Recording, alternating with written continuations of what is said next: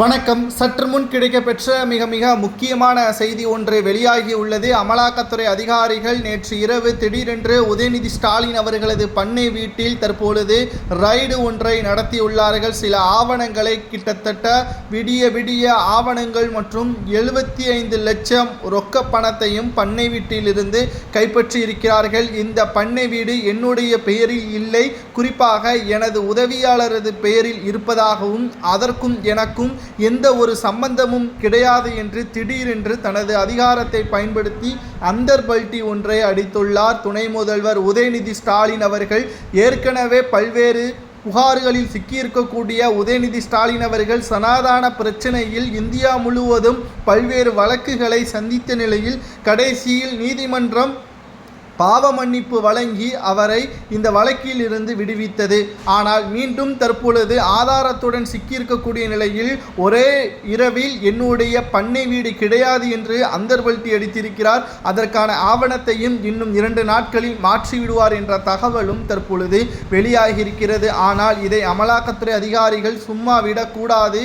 குறிப்பாக இந்த ஆவணத்தின் அடிப்படையில் இதற்கு முன்னால் இந்த வீடு யாருடைய பெயரில் இருந்தது அனைத்தையும் ஒட்டுமொத்தமாக சேகரித்த பிறகு குற்றவாளி யார் என்பதை உறுதிப்படுத்திய பிறகு அவருக்கு 7 முதல் 10 ஆண்டுகள் வரை சிறை தண்டனையும் வழங்க வேண்டும் என்று தமிழக பாஜக தலைவர் அண்ணாமலை அவர்கள் கூறியிருக்கிறார். குறிப்பாக சொல்ல வேண்டும் என்றால் தமிழகத்தை பொறுத்தளவிற்கு கொலை கொள்ளை சம்பவங்கள், போதை மருந்து கடத்தல் அனைத்துமே திராவிட முன்னேற்ற கழகத்தின் மிக முக்கியமான நிர்வாகிகளே செய்து வருவதாகவும் இதிலிருந்து தப்பித்துக் கொள்வதற்கு அதிகாரங்களை பயன்படுத்துவதாகவும் ஏற்கனவே தமிழக பாஜக தலைவர் அண்ணாமலை அவர்கள் குற்றம் சாட்டி இருக்கக்கூடிய நிலையில் இதிலிருந்து மீண்டும் ஒரு பெரிய சிக்கலில் அமலாக்கத்துறை அதிகாரிகளிடம் தற்பொழுது மாட்டிக்கொண்டிருக்கிறார். இந்த சம்பவம் திடீரென்று நடைபெற்றதால் முன்னெச்சரிக்கை ஏற்பாடுகள் செய்யாத காரணத்தினால் உதயநிதியின் பெயர் தற்பொழுது அடிபட்டிருக்கிறது.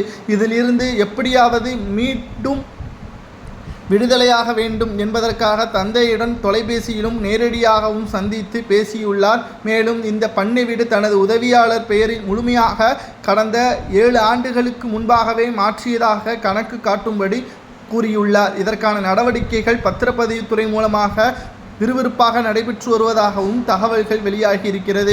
ஆனால் உண்மையில் அமலாக்கத்துறை அதிகாரிகள் இதை சரியான கோணத்தில் விசாரணை செய்து இந்த பண்ணை வீடு யார் பெயரில் இருந்தது என்பதை அனைத்தையும் ஆராய்ந்து குற்றவாளிக்கு என்ன தண்டனை கொடுக்கலாம் என்பதை நீங்களே கமெண்ட் வாயிலாக கூறுங்கள். பல்வேறு மோசடிகளை செய்யக்கூடிய திமுகவினர்களுக்கு உதயநிதி ஸ்டாலின் அவர்களுக்கு கொடுக்கக்கூடிய தண்டனை மற்றவர்களுக்கு ஒரு பாடமாக அமைய வேண்டும் என்றால் அவர்களுக்கு என்ன தண்டனை கொடுக்கலாம் என்பதை கமெண்ட் வாயிலாக கூறுங்கள்.